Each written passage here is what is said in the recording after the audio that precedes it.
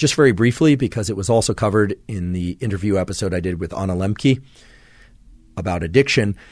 Some of you might be asking, what should I do if I experience a drop in my baseline level of dopamine because of engagement with some activity or some substance that led to big peaks?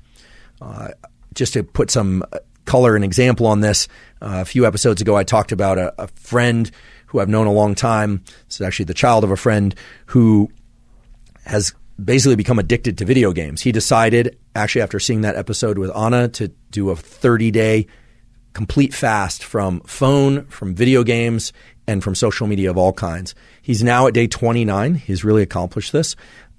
Not incidentally, his levels of concentration, his overall mood are up. He's doing far, far better. What he did is hard. In particular, the first 14 days is really hard. But the way that you replenish the releasable pool of dopamine is to not engage in these dopaminergic seeking behaviors. Because remember, typically people arrive at a place where they want to stop engaging in these behaviors or ingesting substances when that dopamine is depleted, when they're not getting the same lift. In his case, he was feeling depressed. He thought he had ADHD. They were starting to treat it as ADHD. And certainly there are people out there who have ADHD, but what he found was that his levels of concentration are back. He does not need to be treated for ADHD. And actually the psychiatrist wondered if he did prior to this video game social media fast. He's feeling good. He's exercising again. I'm not making this up. This is really a very specific but very relevant example of how the dopamine system can replenish itself. Of course, if there's a clinical need for ADHD treatment, by all means pursue that.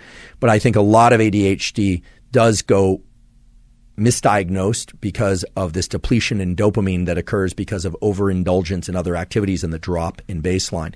So for anyone that's experienced a real drop in baseline who has addictive tendencies, whether or not they're behaviors or substances, that is always going to be the path forward, is going to be either cold turkey or through some sort of tapering to limit interactions with what would otherwise be the dopamine evoking behavior or substance.